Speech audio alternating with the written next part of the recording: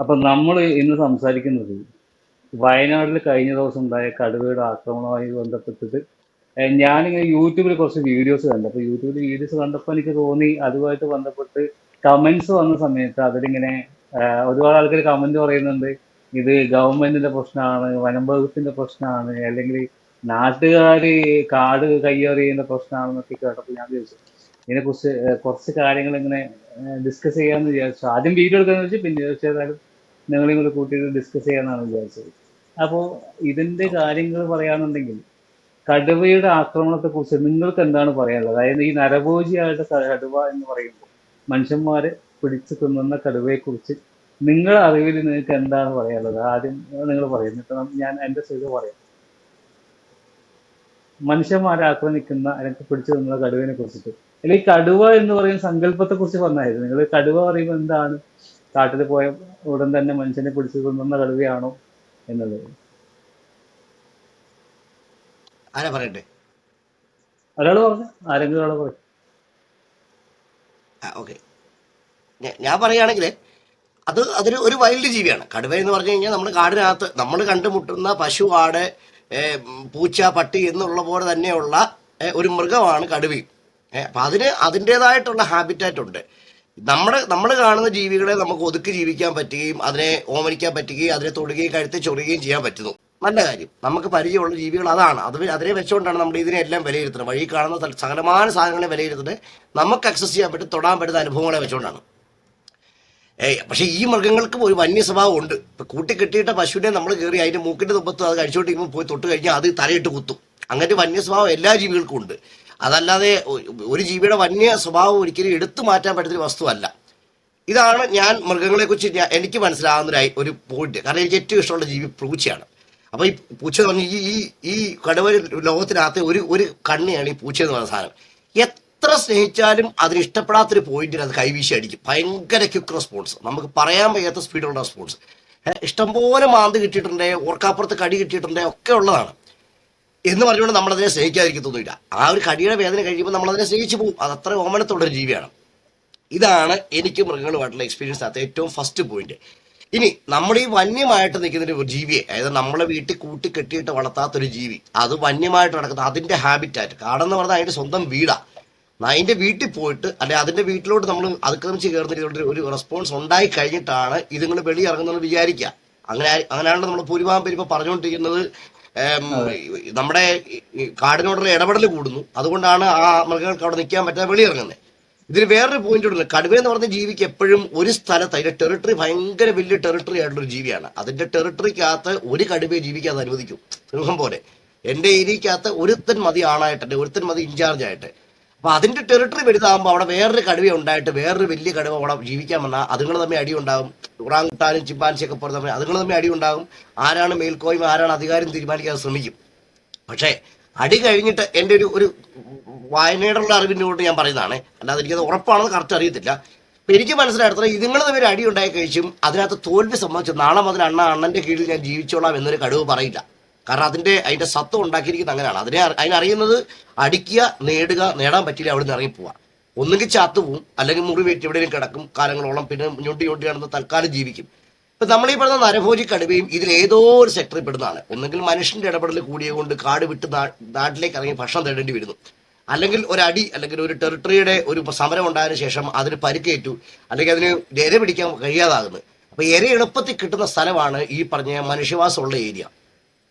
അപ്പൊ അങ്ങോട്ട് ഇറങ്ങി കഴിഞ്ഞാൽ പെട്ടെന്ന് തീറ്റ കിട്ടും. ഓടി നടന്ന് ഒരു മാനിനെ പിടിക്കാൻ 200 കിലോമീറ്റർ ഓടിയിട്ട് മാനിനെ കഷ്ടപ്പെട്ട് പൊത്തിപ്പിടിക്കേണ്ട ഒരു ആവശ്യം ആ കടുവയ്ക്ക് വരുന്നില്ല. ഒരു പരിക്കേറ്റ കടുവയെ സംബന്ധിച്ച് ഏറ്റവും എളുപ്പത്തിൽ ചെയ്യാൻ പറ്റുന്ന കാര്യം അതാ. പിന്നെ അതൊരു ശീലമാകാം. കാരണം ഭൂരിഭാഗം വന്യമൃഗങ്ങൾ നമ്മൾ കണ്ടിട്ടില്ലേ, പൂച്ചയ്ക്ക് തീറ്റ കൊടുത്തോണ്ടിരുന്ന പിന്നെ നാളെ രാവിലെ മുതൽ പൂച്ചത്തീറ്റ അത് തിന്നു, അല്ലാതെ നോർമൽ മീൻ വറുത്ത് കൊടുത്താലും ചോറ് കൊടുത്താലും അത് കഴിക്കൂല.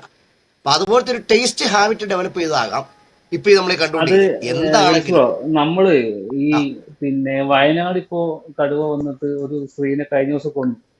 അപ്പം ആ ഈ വയനാട് ഏരിയകളിൽ ഈ ഒരു പ്രശ്നം എന്ന് പറയുന്നത് ശരിക്കും ആക്ച്വലി ഈ ഒരു റീസെന്റ് ആയ ഇയേഴ്സിൽ സംഭവിക്കുന്നതല്ല. കാരണം നമ്മളിപ്പം കെന്നത്ത് ആൻഡേഴ്സന്റെയും കാലങ്ങളായിട്ട്. പിന്നെ മറ്റ് ഒക്കെ കഥകൾ കേൾക്കുമ്പോൾ, വേട്ടക്കഥകളൊക്കെ നമ്മൾ യൂട്യൂബിൽ ഒരുപാട് ഇപ്പം ഉണ്ട്. അപ്പൊ അതൊക്കെ ഉണ്ട്. നോക്കുന്ന സമയത്ത് നമുക്ക് മനസ്സിലാവും. അതായത് കുറേ വർഷങ്ങൾക്ക് മുന്നേ തന്നെ വയനാട് സുൽത്താൻ ബത്തേരിയിലും മാനന്തവാടിയിലും ചെയ്തു. ഒക്കെ കടുവകൾ വന്നിട്ടും ആക്രമിച്ചിട്ടും ആളെ കൊന്നു. എന്തൊരു റീസന്റെ കഴിഞ്ഞ വർഷം പോലും ഒരാളെ കൊന്നിട്ടുണ്ട് എന്നുള്ളതാണ്. അപ്പൊ ഇതിന്റെ ഞാൻ മനസ്സിലാക്കിയത് എന്താ വെച്ചാൽ ഞാന് നാഗർഹോള കബനി ഈ റീജിയനിൽ അതൊക്കെ ഈ വയനാട് കാടുമായിട്ട് ബന്ധപ്പെട്ട് കിടക്കുന്ന സ്ഥലമാണ്. അപ്പൊ നമ്മൾ അതിലൂടെ പോകുന്ന സമയത്ത് നമുക്ക് മനസ്സിലാവും, അതായത് ഈ പിന്നെ വയനാട്ടിലേക്ക് എത്ര ആക്സസ് ഉണ്ട് എന്നുള്ളത്. കാരണം മനുഷ്യന്മാർക്കാണല്ലോ ഈ പരിധികളുള്ളത്, കടുവക്കൊക്കെ എന്ത് പരിധി. ഇപ്പൊ കടുവ എങ്ങനെയായാലും വരുന്നത് കടുവക്ക് വരുന്നു. വരാം. നമുക്ക് വയനാട്ടിൽ നിന്ന് അല്ല സോറി കർണാടകയിൽ നിന്ന് വരാം, അല്ലെങ്കിൽ തമിഴ്നാട്ടിൽ നിന്ന് വരാം. ഇപ്പൊ ഇങ്ങനെ വരുന്ന കടുവകൾ ഇപ്പം ഇപ്പൊ എനിക്ക് കിട്ടിയ ന്യൂസ്, ഇപ്പൊ ഇന്ന് വന്ന അപ്ഡേറ്റ് എന്ന് പറഞ്ഞാൽ ആ കടുവ ആക്രമിച്ച കടുവ ചത്തു എന്നുള്ളതാണ്. അപ്പൊ അത് തന്നെയാണ് നേരത്തെ പറഞ്ഞ ഓക്കെ. കാര്യം തന്നെയാണ്, അതായത് ഈ കടുവക്ക് മാരകമായ പരിക്കേറ്റിട്ടുണ്ടായിരുന്നു എന്നുള്ളത്. അതിൽ പിന്നെ മറ്റൊരു രസം എന്താ വെച്ചാൽ ഈ കടുവക്ക് മനുഷ്യനെ പിടിക്കാൻ വലിയ പണിയൊന്നുമില്ല. കാരണം ഓടി വന്ന് മുന്നിൽ നിന്നാൽ മതി, വളരെ അപ്പൊ തന്നെ ഈസിയല്ലേ. മനുഷ്യൻ ഓടി വന്ന് മുന്നിൽ വീണ് നിന്നാൽ ചത്തു മതി, കൊടുക്കും. അപ്പൊ തന്നെ വീണ് മരിച്ചോളൂ. പിന്നെ കൊല്ലണ്ടല്ലോ. മറ്റു കാട്ടുപോത്തിനെ ഇത് അതെ ഒരിക്കലും. ഓടൂല. അല്ല എങ്ങനെ ഓടാൻ പറ്റും? കടുവ ഓടി വന്ന് മുന്നിൽ നിന്ന് ഏ, ഒന്ന് ഗർജിച്ചാല് അവിടെ സ്റ്റക്കായി. ആ പിന്നെ ഒരു കടിച്ചെടുക്കുക, ഒരു കൊണ്ടുപോകുക എന്ന് പട്ടി മാത്രമേ ഓടിക്കുമ്പോൾ ഉള്ളൂ. ഓടി രക്ഷപ്പെടാനുള്ള ധൈര്യം നമുക്കില്ല. അതെ. ആ ഒരു ഇത് മാത്രമല്ല. അപ്പൊ ആക്ച്വലി ഇപ്പൊ ഈ കടുവക്ക് നല്ലതായിട്ട് മുറിവ് പറ്റുന്നുണ്ട്. അപ്പൊ ഈ മുറിവ് പറ്റുന്ന നേരത്തെ പറഞ്ഞ കാര്യമാണ്. അതായത് ഒന്നുകിൽ ടെറിട്ടറി പിന്നെ സ്ഥാപിക്കാനുള്ള യുദ്ധത്തിൽ വാറുകൾ പോലും. കടി കൊണ്ടായിരിക്കാം, ഇല്ലെങ്കിൽ മനുഷ്യർ തന്നെ വെക്കുന്ന ഈ പടക്കങ്ങളുടെ കുറെ കെണികളുണ്ടല്ലോ, ഈ സാധനങ്ങളൊക്കെ ഇങ്ങനെ തറച്ച് ഓ, വായിലും ഉം. നഖത്തിലും കയ്യിലൊക്കെ തറച്ചിട്ടുള്ളതാണെന്ന് ഇവർക്ക് പ്രശ്നം വരിക. അത് പട്ടിണി മൂലം വരുന്നതാണ്. പൊതുവെ ഞാനിപ്പോ ഒരു പ്രാവശ്യം നാഗർഹോളയിൽ പോയ സമയത്ത് കടുവ നമ്മൾ അടുത്തുണ്ടായിരുന്നു റോഡ് സൈഡ്. അപ്പൊ ഈ വലിയ കുസലൊന്നും കേട്ടോ, നമ്മളങ്ങനെ മൈൻഡേ ഇല്ല മൂപ്പർക്ക്, അങ്ങനെ ഇരിക്കുകയാണ്. പക്ഷെ ഇവർക്ക് ഈ ഫെറമോൺസ് മനസ്സിലാവും, നമ്മുടെ ബോഡിയിൽ നിന്ന് വരുന്ന വേർപ്പിന്റെ സ്മെല്ല് പെട്ടെന്ന് തന്നെ കാറ്റടിച്ചാൽ മനസ്സിലാവും ഫെറമോൺസ്. അപ്പൊ ഈ കടുവകൾ പൊതുവെ എന്ത് ചെയ്യുന്ന പറഞ്ഞാൽ മനുഷ്യന്മാരെ പോലെയാണ്, വേഗം മാറി അങ്ങ് പോകും. പൊതുവെ എല്ലാ ജീവികളും കാട്ടില് ആന ഒഴിച്ച് ബാക്കി എല്ലാവരും പെട്ടെന്ന് പോകും. ആനയും ഒരു പരിധി വരെ പോകും. പക്ഷെ ആന അത്ര പിന്നെ ഒതുങ്ങിക്കുന്ന ടൈപ്പ് അല്ല, വേണമെങ്കിൽ എടുത്ത് തലക്കുകയും ചെയ്യും. ആന ആള് ഭയങ്കര ഭീകരനാണ് കടുവന്റെ കാര്യത്തിൽ. അപ്പൊ ഈ എനിക്കൊന്നും നരഭോജിയായ കടുവന്റെ കേസിൽ ഇപ്പൊ ഈ ഫോറസ്റ്റുകാരെയോ അല്ലെങ്കിൽ നാട്ടുകാരെയോ അല്ലെങ്കിൽ നമ്മളെ സർക്കാരിനൊന്നും പറഞ്ഞിട്ട് ഒരു കാര്യമില്ലെന്ന് തോന്നി. തമിഴ്നാട് അതിർത്തിയിൽ നിന്നും വരാം, കർണാടകയിൽ നിന്നും വരാം, എവിടെയൊക്കെ ഇപ്പൊ ഇത് നോക്കി നിൽക്കാം. പക്ഷെ ഇവർക്ക് സംവിധാനങ്ങൾ ഉണ്ടെങ്കിലും നരഭോജിയാണോ അല്ലെന്ന് അറിയില്ലല്ലോ. നരഭോജി ആവച്ച അവർക്ക് പരിക്ക് പറ്റിക്കഴിഞ്ഞാൽ നേരെ നാട്ടിലേക്ക് വരുന്നു, ആദ്യം കാണുന്ന ആളെ ആക്രമിക്കുന്നു, അതെ. പിടിക്കുന്നു, കൊല്ലുന്നു. അതോടുകൂടി അത് വാർത്തയാവും. പിന്നെ അതിനെ വെടിവെച്ച് കൊല്ലാനുള്ള ഉത്തരവും മറ്റൊക്കെ വരും. ഈ വെടിവെച്ച് കൊല്ലുന്നതിന്റെ മറ്റൊരു കാര്യമുണ്ട്. അതായത് ഇപ്പോൾ റീസെന്റ് ആയിട്ട് സാധാരണ ഇവര് വെടിവെച്ച് കൊല്ലാറല്ല, വെടിവെച്ച് പിടിക്കുകയാണ് ചെയ്യുക. അപ്പൊ നമ്മളെ എന്നെ പഠിപ്പിച്ച സാറുണ്ട്. സാറിന്റെ ഫ്രണ്ടാണ് ഈ അരുൺ സക്കറിയ എന്ന് പറഞ്ഞിട്ട് ഇപ്പോൾ വയനാട്ടിലുള്ള നമ്മുടെ അരിക്കൊമ്പിലൊക്കെ വെടിവെച്ച ഡോക്ടർ. അപ്പൊ ഓ, അവിടെ ആ, മൂപ്പരുടെ ആ, ആ. മൂപ്പരെ കീഴിൽ ഒരു ഇതുണ്ട്, കടുവകളെ സംരക്ഷിക്കുന്ന ഒരു സ്ഥലം. ഇതുപോലെ പരിക്കുപറ്റിയ കടുവകളെ പിടിച്ചു കൊണ്ടുവന്നിട്ട് സംരക്ഷിക്കുന്ന സ്ഥലം അവിടെ ഉണ്ട്. അപ്പൊ സാധാരണ സൂവിലേക്കാണ് വിടുക. അപ്പൊ സൂവിലേക്ക് വിടുമ്പോൾ ഇപ്പം അറിഞ്ഞിടത്തോളം സൂവിലേക്ക് വിടാനുള്ള സംവിധാനം ഇല്ല. അപ്പം പിന്നെ അവിടെ പാർപ്പിക്കാനാണെങ്കിൽ അവർക്ക് അത്രയും സൗകര്യമില്ല. അപ്പൊ ഇപ്പൊ അവിടെ നിറഞ്ഞിട്ടാ ഉള്ളത്. ഇനിയിപ്പം മറ്റൊരു കടുവേനെ കൊണ്ടുപോയിട്ട് അവിടെ ആക്കാനുള്ള സംവിധാനം ഇല്ല എന്നാണ് അറിഞ്ഞത്. അതുകൊണ്ടായിരിക്കും ഇതിനെ വെടിവെച്ച് കൊല്ലാനുള്ള ഒരു തീരുമാനം എടുത്തത്. പക്ഷേ വെടിവെക്കേണ്ട വന്നില്ല, അതിന് മുന്നേ അത് മരിച്ചു എന്നുള്ളതാണ് ഇപ്പൊ അറിയുന്നത്. ഇന്ദുസാമ, നിന്റെ എന്താണ്, കടുവേനെ കണ്ടിട്ടുണ്ടോ ഇതുവരെ നേരിട്ടത്? കണ്ടില്ല. കാട്ടിൽ വെച്ചിട്ട് കടുവേനെ കാണാം, അതാണ് അതിന്റെ ഒരു പവർ.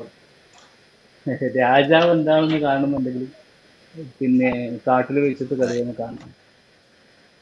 അതിന്റെ ഗാംഭീര്യം വേറെ തന്നെ, വേറെ ലെവലാണ്. എത്ര വലിയ എത്ര വലിയ ധൈര്യശാലിയും ഒരു സ്റ്റെപ്പ് ഓ പുറകോട്ട് മാറി നിൽക്കുന്ന ഒരു പിന്നെ സാധനം. പിന്നെ നമ്മള് കബനിയിലൊക്കെ പോയി കഴിഞ്ഞാൽ ഈ ഇത് കടുവ വരുന്ന സമയത്ത് അലാം കോൾസ് ഉണ്ടാവും. അലാം കോൾസ് ഈ പിന്നെ മാനുകൾ ഉണ്ടാക്കും, പിന്നെ ഈ കുരങ്ങന്മാരൊക്കെ ഉണ്ടാക്കും. ഈ അലാം കോൾസ് വന്നു കഴിഞ്ഞാൽ ശേഷം അവിടെ ഒരു അറ്റ്മോസ്ഫിയർ ഉണ്ട്. എന്താ അറിയോ, രാജാവ് എഴുന്നള്ളുന്നു എന്ന് പറഞ്ഞാല് പ്രജകളൊക്കെ നിൽക്കുന്ന പോലെ എല്ലാം ഓടി ഒരു മാറും. ഒച്ചയില്ല, ബഹളമില്ലാതെ എല്ലാരും ഇങ്ങനെ നിൽക്കുക. അത് കാണുമ്പോൾ നമുക്ക് എന്താ പറയാ, നമുക്ക് തന്നെ ഇങ്ങനെ കുളിര് വരും. ആ ഒരു ഗാംഭീര്യം കാണും. അത് കാണണം, എക്സ്പീരിയൻസ് ചെയ്യുന്ന സാധനമാണ്. അതുവരെ ഒച്ചയും ബഹളം ഉണ്ടാക്കി ആളുകൾ മൊത്തം സൈലന്റ്. ആ ഒരു ഒറ്റ ആള് കാട് ഫുൾ നിശ്ചലമായ പോലെ നിൽക്കും. അപ്പോൾ ഒരാളിങ്ങനെ എൻട്രി കാട്ടിൻ്റെ അതിൻ്റെ ഉള്ളിൽ നിന്ന് ഇങ്ങനെ പുറത്തേക്ക് ഇങ്ങനെ വരും. അതൊരു ഒരു വല്ലാത്തൊരു എക്സ്പീരിയൻസാണ് കടുവൻ്റെ. അത് അതെ അതേപോലെ നമുക്ക് പവറിന്റെ ആ അല്ലെ നമ്മൾ പൂച്ചയെ കൊണ്ടുനടക്കുമ്പോഴാണല്ലോ പൂച്ച ഒന്ന് ആലോചിക്കുക. എത്ര വലിയ സ്ഥലത്താണെങ്കിലും ഇതിന് പ്രൊവോക്ക് ആയി കഴിഞ്ഞാൽ ഇത് പ്രതികരിക്കുന്ന ഒരു രീതിയുണ്ട്. ആ അപ്പൊ അതിന്റെ അത്രയും കുഞ്ഞൊരു ജീവിയുടെ പവർ പോകുന്ന ലെവൽ എത്രയാണെന്നും റെസ്പോൺസിന്റെ സ്പീഡ് എത്രയാണെന്നും കണ്ട് നമ്മൾ കൊതിക്കും. അപ്പൊ ഞാൻ ഈ കടുവയെപ്പോലത്തെ സാധനങ്ങളുടെയൊക്കെ ഞാൻ ഇതൊരു ആക്രമണം നേരിട്ട് കണ്ടിട്ടില്ല, പക്ഷെ ഇതിനെ എവിടൊക്കെ കണ്ടിട്ടുണ്ടോ ഒന്ന് സൗന്ദര്യം, എന്ത് ബ്യൂട്ടിയാണ് ഇത് കണ്ടു കഴിഞ്ഞാൽ. ഡിസൈനും ഇതിന്റെ ഗാംഭീര്യവും ലുക്കും തലയെടുത്ത് സൈഡോട്ട് ജസ്റ്റ് ഒരു നോട്ടമൊക്കെ നമ്മള് ബിഗ് ബിക്കകത്ത് ബിലാലിനെ ഓർക്കും, അല്ല പാവും അടിപൊളി കൈയടി കൈയടി ഇതില് അതുപോലത്തെ വേറെ സൈസുള്ള സാധനം. സംഭവമുണ്ട്. വേറെ സംഭവമുണ്ട്. ഞാനൊരു പ്രാവശ്യം നമ്മളെ ഈ കാട്ടുപന്നിയില്ലേ, കാട്ടുപന്നി പിന്നെ ആ, കടുവ അപ്പുറത്തൂടെ നടക്കുകയാണ്. കാട്ടുപന്നി അവിടുന്ന് എനിക്ക് നീ പോയ ഒരു പുല്ലും ഇല്ലാന്നുള്ള രീതിയിലാണ് കാട്ടുപന്നി അവിടെ നിന്ന് ഫുഡ് കഴിക്കുന്നത്. ഭയങ്കര കിഡ്സാ, അപാര ധൈര്യമാണ് ഈ സാധനത്തിന്. ഒരാളെയും പേടിയും ഭയമില്ലാത്ത ഒരു വലിയ ബുദ്ധി ഇല്ലാത്തതുകൊണ്ടാണോ എനിക്കറിയില്ല കേട്ടാ. അവ സാധ്യമില്ല. ഒറ്റ പക്ഷെ ബുദ്ധിയോ തീരുമാനിച്ച പിന്നെ ഭയങ്കര അടിച്ചിട്ട് ഒറ്റ ഒറ്റ ഈ പറഞ്ഞ ഒറ്റ വിദ്യ ഭയങ്കര ഗഡ്സാണ് കാട്ടുപന്നിക്ക്. അവിടെ ഇങ്ങനെ നിന്നിട്ട് ഇങ്ങനെ ഗാംഭീര്യത്തോടെ ഫുഡ് കഴിക്കുകയും ചെയ്യും, കടുവന്റെ കയ്യിൽ നിന്ന് ഇരിക്കുന്നതൊക്കെ വാങ്ങിക്കുകയും ചെയ്യും. ചില സമയത്ത്. പക്ഷേ ഇതാണ് ഈ നമ്മൾ കമ്പനിയിലൊക്കെ പോയി കഴിഞ്ഞാൽ എപ്പോഴും എനിക്ക് തോന്നുന്നു ഈ പലപ്പോഴും കാട്ടുപോത്തിനെ പിടിക്കുന്നൊക്കെ കാണുന്ന സീനുണ്ട്. എത്രമാത്രം എനർജിയും ശക്തിയുമാണ് എന്നുള്ളതാണ്. അതാണ് ഞാൻ നേരത്തെ പറഞ്ഞത്. ഒരു മനുഷ്യനെ പിടിക്കാന്ന് പറഞ്ഞാല് 500 കിലോ എടുത്ത് മരത്തിന്റെ മുകളിൽ കൊണ്ടുവെക്കാവുന്ന കടുവയ്ക്ക് മനുഷ്യൻ ഒരു 50 60 60 കിലോ 70 ഇല്ലാത്ത അല്ലെങ്കിൽ മനുഷ്യൻ 100 കിലോ മാക്സിമം ഒരു മനുഷ്യൻ ഇങ്ങനെ പുഷ്പം പോലെ എടുത്തു കൊണ്ടുപോയിട്ട് അപ്പുറം കൊണ്ടുവെക്കാം. ഒരു കടല കുറയ്ക്കുന്ന ഇത്രയും ലാഘവേ ഉള്ളത്. അത്രേ ഉള്ളൂ. അത് മാത്രല്ല പേടിപ്പിച്ചാൽ മതി, അപ്പൊ തന്നെ തീർന്നോളൂ. അതെ. കടിക്കൊന്നും വേണ്ട. അല്ലെ വയനാടിന്റെ വേറൊരു ഈ വയനാട് സെറ്റിൽമെന്റ് എന്ന് പറയുന്നത് തന്നെ കാട് വെട്ടി തെളിച്ചാണ്.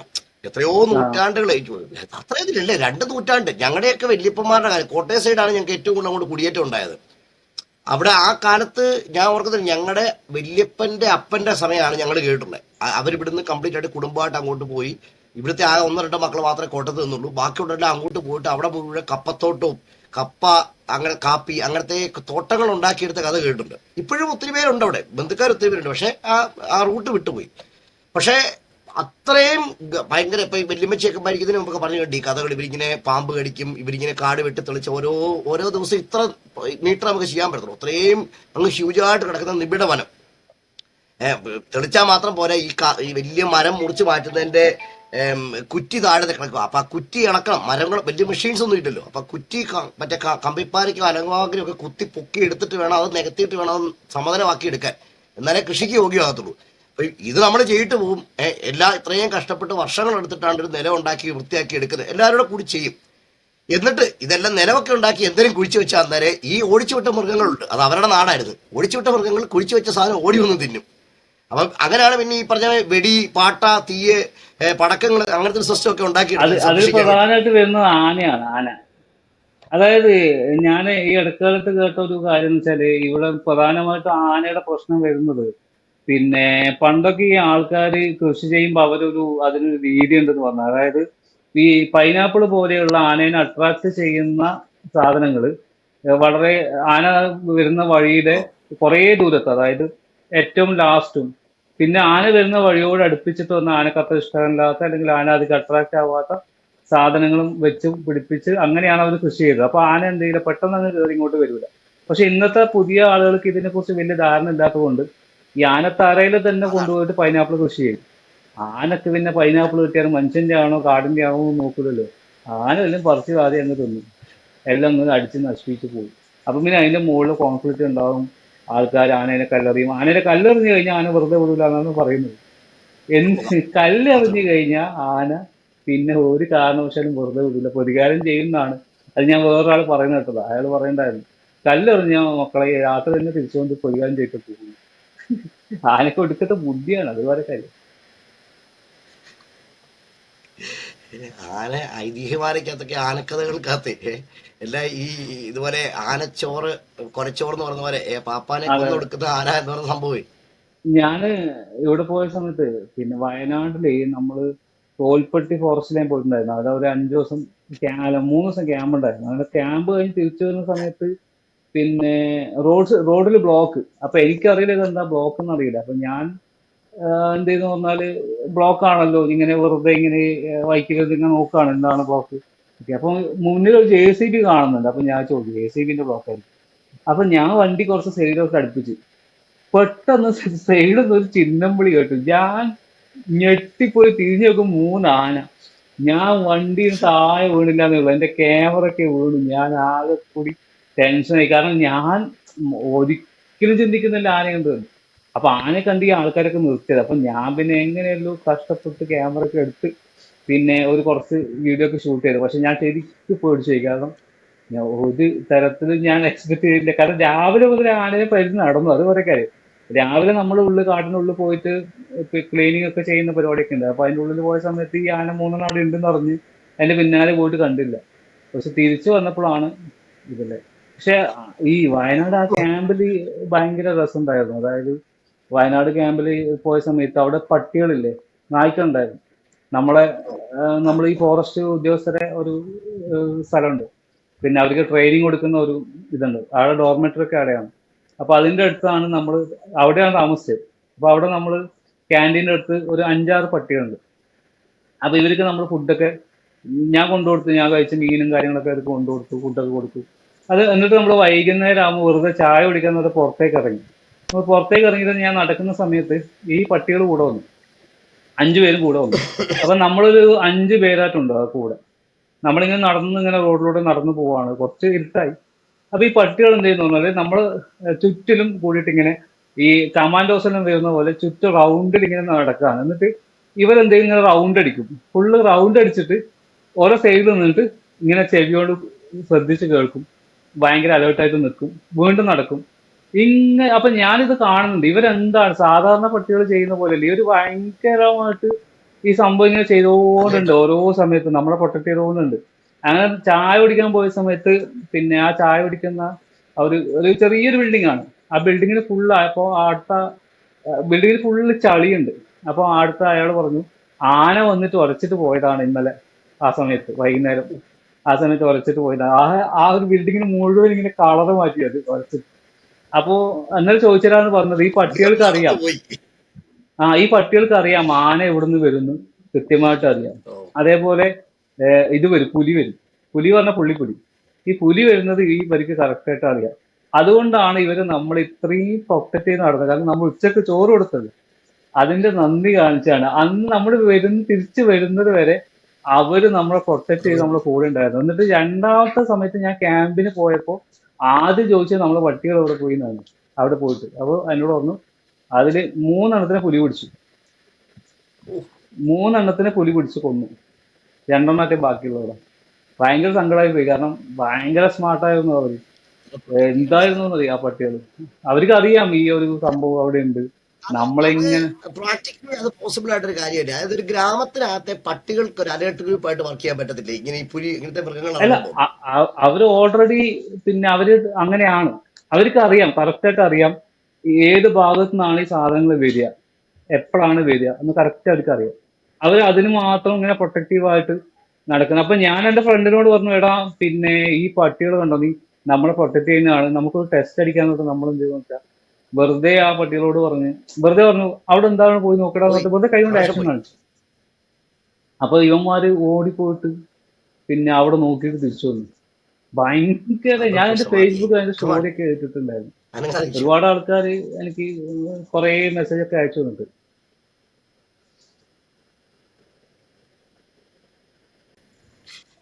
അത് നിങ്ങൾ പറയാണ്, അങ്ങനെ ഇപ്പോ ഫേസ്ബുക്കിൽ ഇട്ട നിങ്ങൾ ഈ ശേഷം സാധനത്തെ ഒരുപാട് കുറിച്ച്. റെസ്പോൺസ് വന്നിട്ടുണ്ട്. ഒരുപാട് ആൾക്കാർ ഇങ്ങനെ അതിൽ ഫോട്ടോ ഒക്കെ ഉണ്ടെന്ന് തോന്നുന്നു. അതിന്റെ ഫേസ്ബുക്ക് തപ്പിയാൽ കാണാൻ പറ്റും അതിനെ കുറിച്ചുള്ള ഫോട്ടോസും കാര്യങ്ങളൊക്കെ.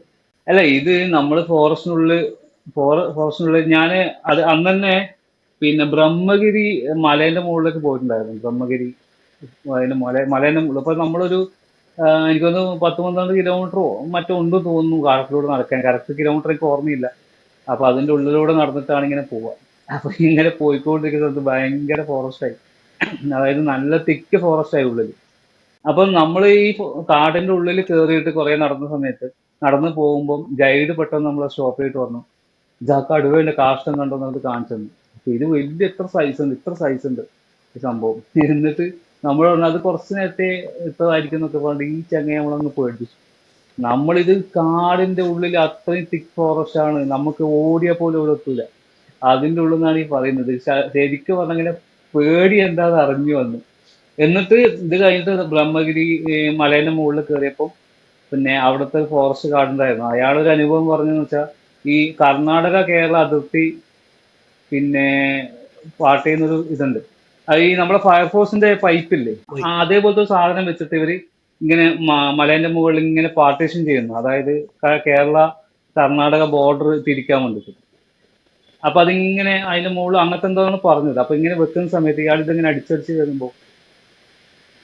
വരുന്ന സമയത്ത് പെട്ടെന്ന് തിരിഞ്ഞു നോക്കുമ്പോൾ ബാക്കിൽ ഒരാൾ കിടക്കുന്നു. നോക്കുമ്പോ കടുവ.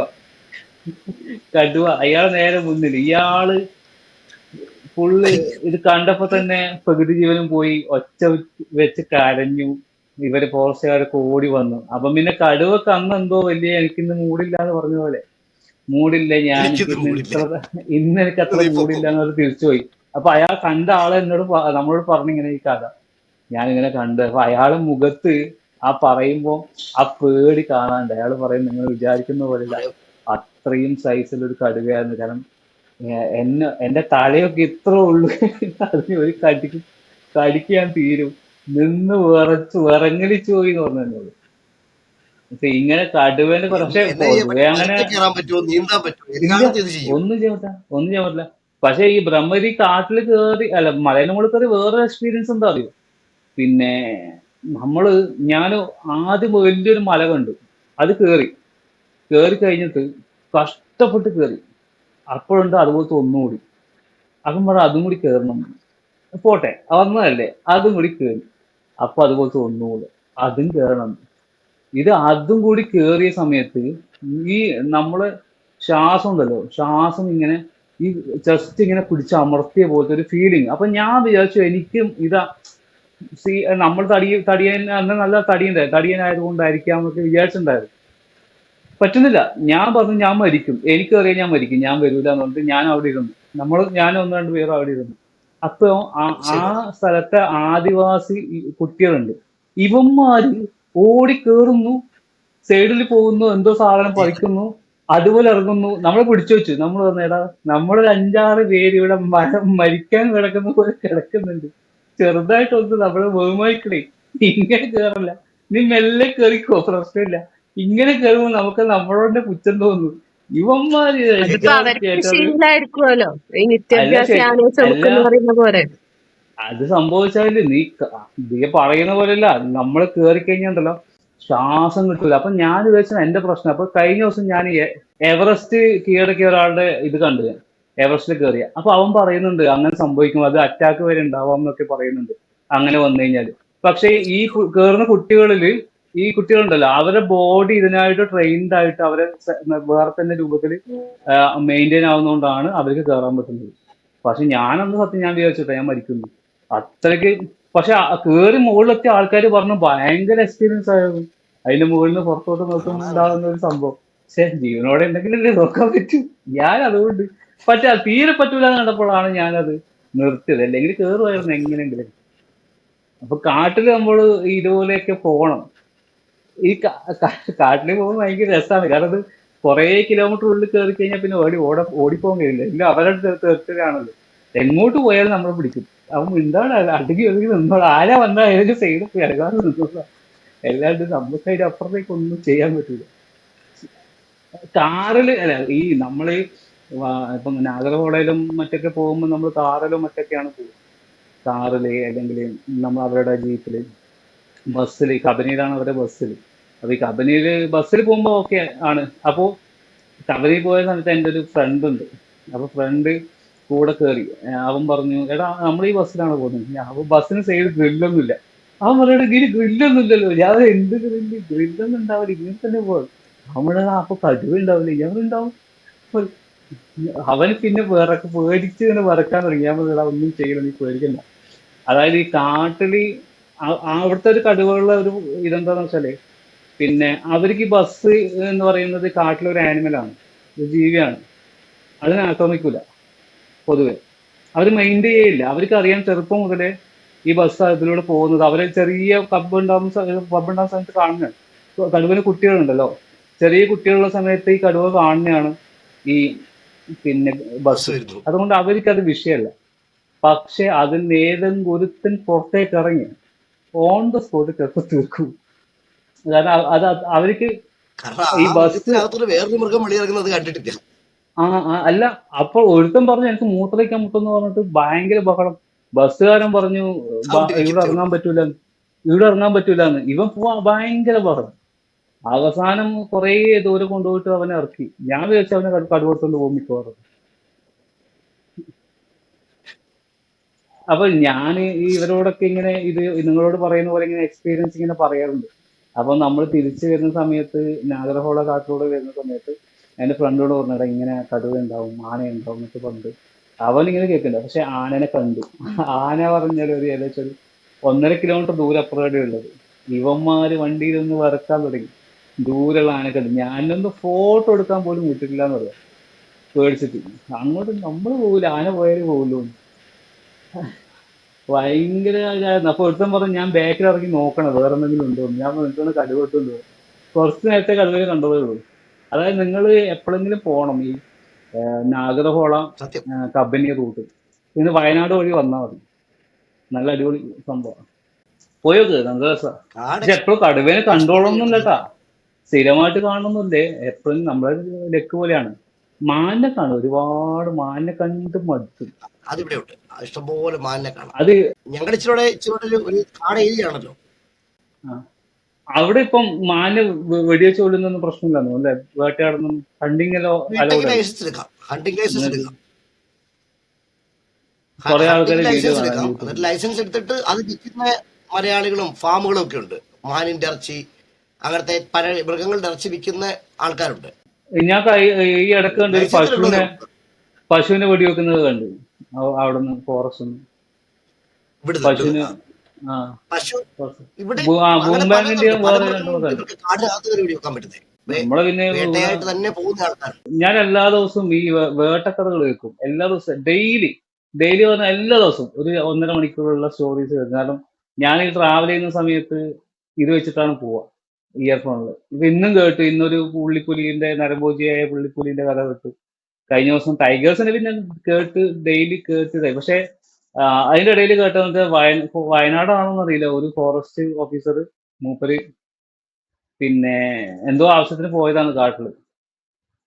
അയാള് പറയുന്നത് ഞാൻ അയാൾ പറയുന്നതാണ്, ഈ കടുവ വന്ന് കഴുത്തിന് പിടിച്ച സമയത്ത് മാത്രം ഞാൻ അറിഞ്ഞിരുന്നു. അയാള് ഓടി വന്ന് കഴുത്തിന് പിടിച്ചു കടുവ, എന്നിട്ട് കുടഞ്ഞിട്ട് അവിടെ ഇട്ടു. എന്നിട്ട് പിന്നെ ആളുകളെ കൂടെ ഒച്ച വെച്ചപ്പോ പോയതാണ്. പക്ഷെ അയാളെ എക്സ്പീരിയൻസ് പറയാൻ രക്ഷപ്പെട്ടപ്പോ അയാള് പറയാണ് വെച്ചാല്, ഞാൻ ഈ കടുവ പിന്നിലുണ്ടെന്നൊന്നും എനിക്ക് മനസ്സിലായില്ല. അത് ഓടി വന്ന് പിടിച്ചപ്പോ മാത്രമാണ് എനിക്ക് മനസ്സിലായത് കടുവ പിടിച്ചു എന്നുള്ളത്. അപ്പൊ എന്താ ചെയ്യാന്ന് പറഞ്ഞാല്, ഈ കടുവ വന്നിട്ട് നേരെ ബാക്കിയാവും. അതെന്താ വെച്ചാ കടുവ വന്നിട്ട് നമ്മളെ പിടിക്കാന്നുണ്ടെങ്കിൽ നമ്മളിങ്ങനെ ഈ കയ്യിൽ 2 ഷോൾഡർ അല്ലേ, ഇവിടെ കൈ വെക്കും, ഇങ്ങനെ പ്രസ് ചെയ്ത് പിടിക്കും. എന്നിട്ട് ഇവിടെ ഇവിടെ പിടിച്ചിട്ട് ഇതിങ്ങനെ പൊക്കിയിട്ട് നമ്മളിങ്ങനെ കുടയും, ഇങ്ങനെ പിടിച്ചിട്ട് ഇങ്ങനെ കുടയും. അപ്പൊ സമയം നമ്മൾ ഇവിടുത്തെ എല്ല് പൊട്ടിയിട്ട് നമ്മളെ മൂവ്മെന്റ് നിൽക്കും. വീണ് പൊട്ടും, വീണ് പൊട്ടിയിട്ട് സ്പോട്ടിൽ വടിയാവും. പിന്നത്തേക്കൊന്നും ഉണ്ടാവില്ല, ഓൺ ദ സ്പോട്ട്. അതായത് നമ്മൾ ചവിട്ടി പിടിച്ച് 2 കുടയും, 2 പേർക്ക്. ഇതാണ് കടുവന്റെ അല്ല, അയാളെ പിടിച്ച പാടന്നെ കൂടെയുള്ള ആൾക്കാർ വന്നു. അപ്പൊ അവര് വടിയൊക്കെ വെച്ചിട്ട് അടിച്ച് ഓടിച്ച് ഇതാക്കി. ഇപ്പൊ എന്തൊരു കടുവേന്റെ കാര്യം പറയുന്നു. ഇപ്പൊ ഇവിടെ എനിക്ക് ബംഗാൾ കാറ്റുണ്ട് വീട്ടില്. അപ്പൊ ഈ ബംഗാൾ കാറ്റിന് മറ്റ് പൂച്ചകളെ കണ്ടുകൂടാ, കണ്ട കുറച്ച് അക്രമാസക്തമാകുന്ന കൂട്ടത്തിലാണ്. അപ്പം ഞാൻ ഇവിടെ എൻ്റെ വീട്ടിൽ മറ്റ് പൂച്ചകൾ കയറി ഇടങ്ങാറാക്കുന്നത് കൊണ്ട് എൻ്റെ ബംഗാൾ കാറ്റിന് എന്ത് ചെയ്യുന്നു പറഞ്ഞാൽ നമ്മളെ ലീഷൊക്കെ ഇട്ടിട്ട് പിന്നെ അവിടെ കെട്ടി വെച്ചിട്ടുണ്ടായിരുന്നു അടുക്കളയിൽ.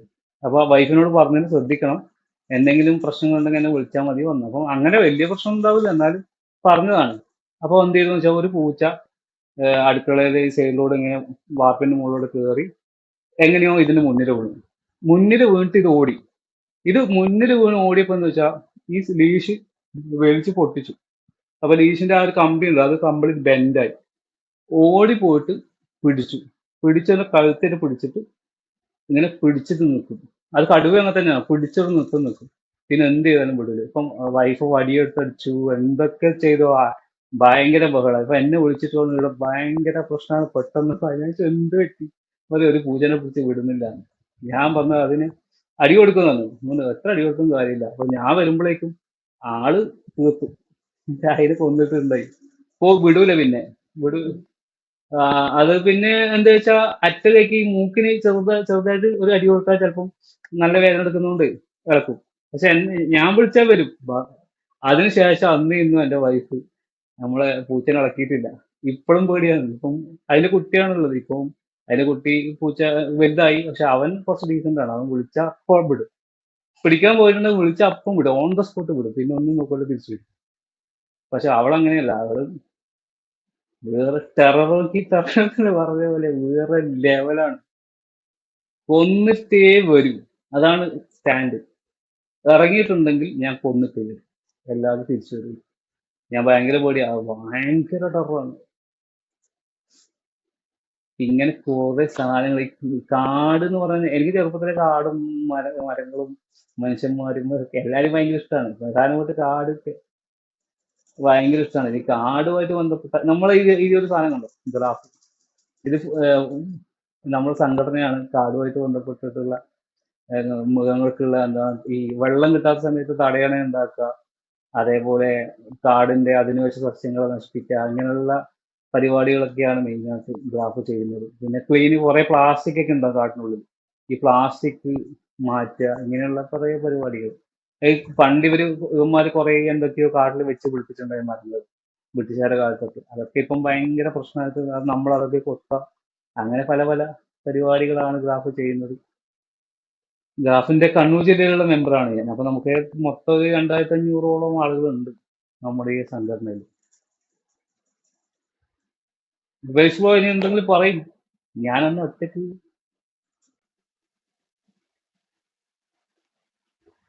സൗണ്ട് ഇല്ല.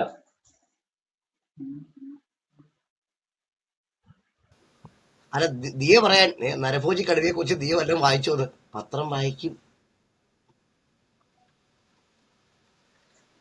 ഇപ്പൊ പറയാം, ഞാൻ ഇൻസ്റ്റാഗ്രാം റീലിനകത്ത് കണ്ടായിരുന്നു, നരഭോജി കടുവയെ ആക്രമിച്ചത് കണ്ടായിരുന്നു. എനിക്ക് നോ ഐഡിയ. ഞാൻ ഇവരുടെ സാധനത്തിന് 4ാം ക്ലാസ് പഠിക്കുമ്പോ സൂല് പോയപ്പോ കണ്ടതാണ്.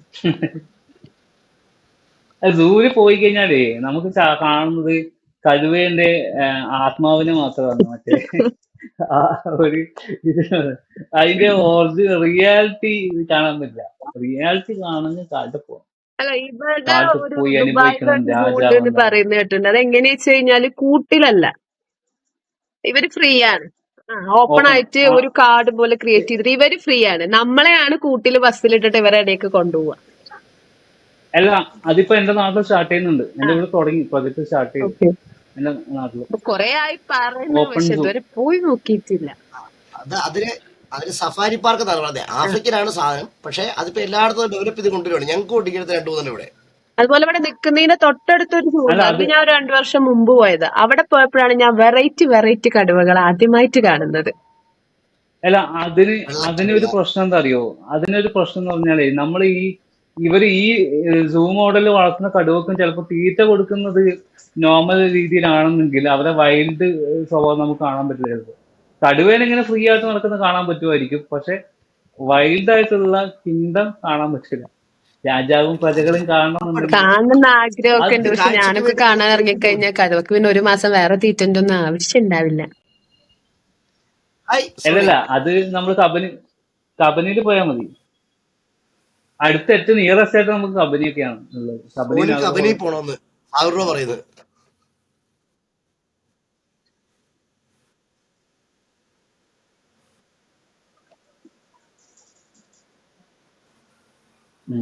മ്യൂട്ടായി സോണിയുടെ മ്യൂട്ടായി. ആ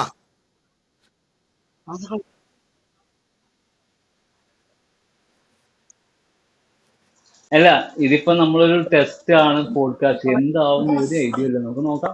ഇന്ദിരാവിന്റെ കയ്യിലാണ് കിടക്കുന്നത്. ഞാന് കഴിഞ്ഞ ആഴ്ചയിൽ ഒരു സംഭവം വായിച്ചു. അതായത് ലോകത്തെ ഏറ്റവും വീക്ക് ആയിട്ടുള്ള ആനിമൽ അല്ലെങ്കിൽ ഒരു സംഭവം മനുഷ്യനാണ്. അതിലൊരു സംശയമില്ല. ഉറുമ്പിന്റെ അത്ര പോലും ശക്തി നമുക്കില്ല എന്നുള്ളതാണ് സത്യം. അത് സത്യം. ഉറുമ്പിന് പോലും അതിന്റെ ബോഡി വെയിറ്റിനേക്കാൾ എത്രയോ വെയിറ്റ് അധികം എടുക്കാൻ പറ്റും. നമുക്കൊരു മേശ പോലും എടുക്കാൻ പറ്റൂല. പക്ഷെ ഒരു ചിമ്പാൻസിയും ഒരു മനുഷ്യനും അടികൂടി കഴിഞ്ഞാൽ ചിമ്പാൻസി ജയിക്കും. 10 മനുഷ്യരും 10 ചിമ്പാൻസിയും ഫൈറ്റ് ചെയ്ത് കഴിഞ്ഞാൽ മനുഷ്യനെ ജയിക്കുള്ളൂ. എന്തുകൊണ്ടെന്ന് വെച്ചാൽ ഈ 10 ആളുടെയും കോർഡിനേഷനും അവരുടെ ആ ഒരു ബ്രെയിനും വേട്ടയാടാനുള്ള കഴിവ്. ചിമ്പാൻസിക്ക് ഉണ്ടാവില്ല. ഇവര് 10 ആള് ചേർന്നാൽ പ്ലാൻ ചെയ്യാനുള്ളതും എങ്ങനെ അറ്റാക്ക് ചെയ്യണമെന്നുള്ള ആ ഒരു ഇത് ചിമ്പാൻസിക്ക് കിട്ടില്ല. പെട്ടെന്ന് ഡെവലപ്പ് ആവും. അതാണ് മനുഷ്യന്റെ ബുദ്ധിയാണ് മനുഷ്യന്റെ ഏറ്റവും വലിയ പവർ. പക്ഷെ പലർക്കും ആ ബുദ്ധി ഇല്ലാന്നുള്ളത്. അതാണല്ലോ നമ്മളെ കൊണ്ട് ഇതെല്ലാം ഈ കീഴടക്കി ബുദ്ധി അടിമയാക്കി കൊണ്ടുനടക്കാൻ പ്രേരിപ്പിച്ചത്. അതെ അതെ. അല്ല, ഈ സാധനങ്ങൾക്കെല്ലാം ഓരോരോ സ്റ്റോറീസ് ഉണ്ട് കേട്ടോ. ഒരുപാട് സാധനങ്ങളുണ്ട്. നമ്മൾ അതിന്റെ ഉള്ളിലേക്ക് ഇറങ്ങി കഴിഞ്ഞാൽ നമുക്ക് കാണാൻ പറ്റും. എല്ലാവർക്കും അവരുടേതായ കഥകളുണ്ട്. പ്രത്യേകിച്ച് അല്ല, സിംഹങ്ങൾക്കൊക്കെ ഭയങ്കര ഇത്രയും കഥകളാണ്. അല്ല, ഇത്രയും കഴിവുള്ള 10 ചിമ്പാൻസിയെ 10 പേര് കൂടി വേട്ടയാടുന്ന ടൈപ്പുള്ള മനുഷ്യനെയാണ് പെമ്പർനോത്തി ഒറ്റ നോട്ടത്തിൽ അവിടെ നിർത്തുന്നത്. കഴിഞ്ഞു. ശിവം. അത് ഈ ആനിമൽസിന്റെ അടുക്കും ഉണ്ട് കേട്ടാ, അങ്ങനെയുള്ള ഇതൊക്കെ ചിലതിനൊക്കെ ഉണ്ട്. ശരി. എനിക്ക് ആ പവറൊക്കെ ഉണ്ട്. അത് പറയുക. അതുപോലെ ഈ ആഫ്രിക്കൻ ലയൺസിന്റെ ഇടയിൽ ഭയങ്കര സംഭവമാണ്. വലിയ വലിയ കഥകളൊക്കെ ഉണ്ട്. ഭയങ്കര ഇൻട്രസ്റ്റിംഗ് ആയിട്ടുള്ള സ്റ്റോറീസ് ഒക്കെ ഉണ്ട്. അത് നമുക്ക് വേറൊരു പോഡ്കാസ്റ്റിൽ പറയാം. നോക്കട്ടെ. ആഫ്രിക്കൻ ലയൺസിന്റെ ഇടയിലുള്ള പോഡ്കാസ്റ്റ് ചെയ്യാം. ഭയങ്കര സ്റ്റോറീസ് ആണ്. അവരുടെ ആക്രമണ ശൈലിയും അവരുടെ ടേസ്റ്ററിയും. ഞാനിപ്പോ എനിക്ക് റീസെന്റ് ഇഷ്ടപ്പെട്ട വേൾഡ് ഫേമസ് ആയിട്ടുള്ള ഒരു ലയൺ ഉണ്ട്, സ്കാർഫേസ് എന്ന് പറഞ്ഞിട്ട്. ഈ സ്കാർഫേസിന് ഫേസ്ബുക്ക് പേജ് വരെ ഉണ്ട്. പക്ഷെ അത് ചത്തുപോയി കുറച്ച് ഒരു കഴിഞ്ഞ തവണ എനിക്ക് വീഡിയോ ചെയ്യാൻ 2023 വേണ്ടിട്ട് 2022. അയച്ചു തന്നിരുന്നു തോന്നുന്നു. സ്കാർഫേസ് ഞാനത് അതന്നെ കണ്ടിട്ടുണ്ട്. സ്കാർഫേസ്. ഞാൻ അതിനെ കുറിച്ചിട്ടൊക്കെ കുറെ എഴുതി വെച്ചിട്ടൊക്കെ ഉണ്ടായിരുന്നു. അതിന്റെ കുട്ടികളെ പേരൊക്കെ എനിക്ക് അറിയായിരുന്നു. അതെല്ലാം എവിടെ വേണം. സ്കാർഫേസിന്റെ മകൻ ഇപ്പൊ ആരാണ് ഭരിക്കുന്നത്. എന്റെ പൂച്ചകളുടെ പേര് ഈ സ്കാർഫേസിന്റെ പ്രൈഡിന്റെ പേരിലുള്ളതാണ് എന്റെ പൂച്ചകളുടെ പേരിട്ടത്. നാല, ലില്ലിനകത്തുള്ളതാണ്. പിന്നെ ഷാഡോ. ഇതെല്ലാം ഇവരെ പ്രൈഡിലുള്ള പിന്നെ ഓരോ ലയൺസിന്റെ പേരാണ്.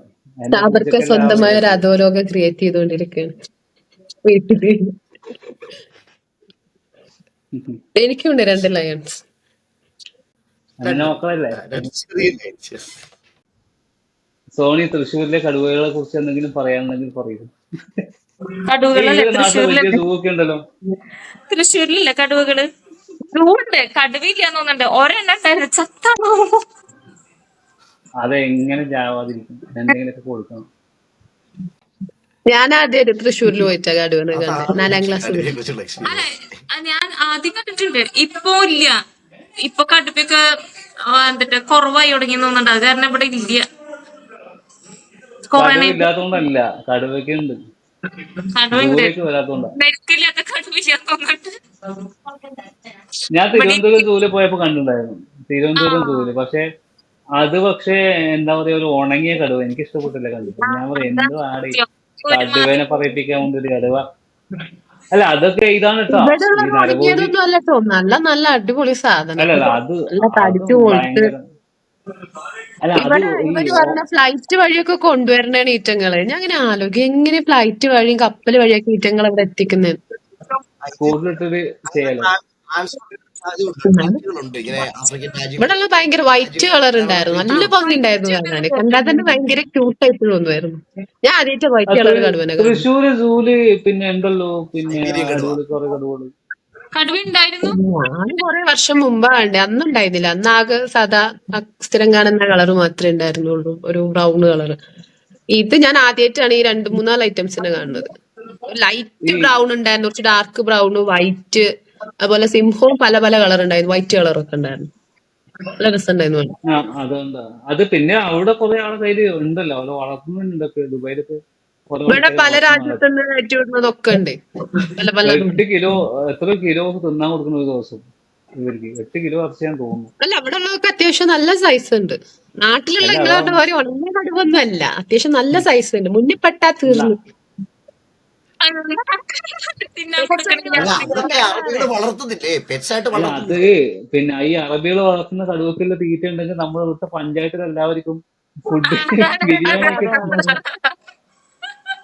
ഇവിടുത്തെ പെറ്റ്സ് എന്ന് പറഞ്ഞു കഴിഞ്ഞാല് സെപ്പറേറ്റ് അവർക്ക് സഞ്ചരിക്കാൻ ഇവർക്ക് ഭയങ്കര കാശുള്ളതുകൊണ്ട് അവർ ഹമ്മർ, വലിയ ഇതുവരെയും വലിയ വണ്ടികൾ ചെയ്തിട്ടില്ല. ഉണ്ടാവില്ല, ഹൈറ്റ് ഇല്ല, അതൊക്കെയാണ്. ആ, നമ്മൾ ആലോചിക്കുമ്പോ അവിടെ നമുക്ക് സഞ്ചരിക്കാൻ പോലും ഒരു ചെറിയ കാറില്ല. ഇവിടെ പെറ്റ്സിന് മാത്രം സഞ്ചരിക്കാൻ വേണ്ടിട്ട് ഇഷ്ടം പോലെ അടിപൊളി വലിയ വലിയ കാശുള്ളൂ. വണ്ടികളാണ് അവര്. അതായത് ഓരോ പെറ്റ്സിനും ഓരോ കാറ്, ഇന്നതില് ഇന്ന പെറ്റുള്ള അവരുടേത് പോവുക. അതിപ്പോ കടുവയാണെങ്കിൽ പണക്കാർക്ക് അങ്ങനെ, ഉണ്ടാവുമല്ലോ. എന്താ അങ്ങനെ. പൈസ പണക്കാർക്ക് ഉള്ളവർക്ക് ഉണ്ടാവുമല്ലോ.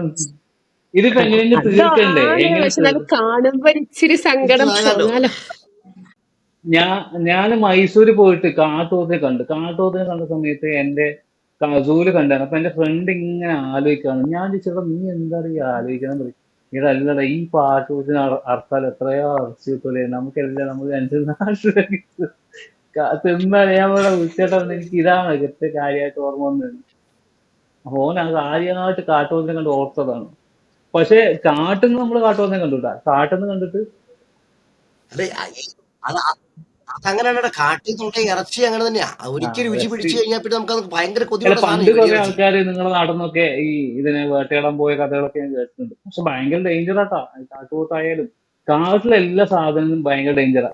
നമുക്ക് ഒന്നിനെ അങ്ങനെ പെട്ടെന്ന് കൊണ്ടുപോയി ഒരു മാനിനെ പോലും പിടിച്ചു കൊണ്ടുവരാൻ പറ്റില്ല. പിന്നെയാണ് മാനിനെ പോലും പിടിച്ചുകൊണ്ട് പോയി അതല്ല ഇപ്പൊ ഈ റൈഫിൾ ക്ലബ് എന്ന് പറഞ്ഞ സിനിമ ഇറങ്ങിയ സംഭവം കണ്ടില്ലേ? അത് ആ ഉം. വെടിക്കാരുടെ കഥയാണ് ആ പറയുന്നത്, വെടിവെപ്പുകാരുടെ കഥയാണ് ഈ പറയുന്നത്. അതിപ്പോഴല്ലേ ഈ വേട്ടയാടലൊക്കെ കുറഞ്ഞത്.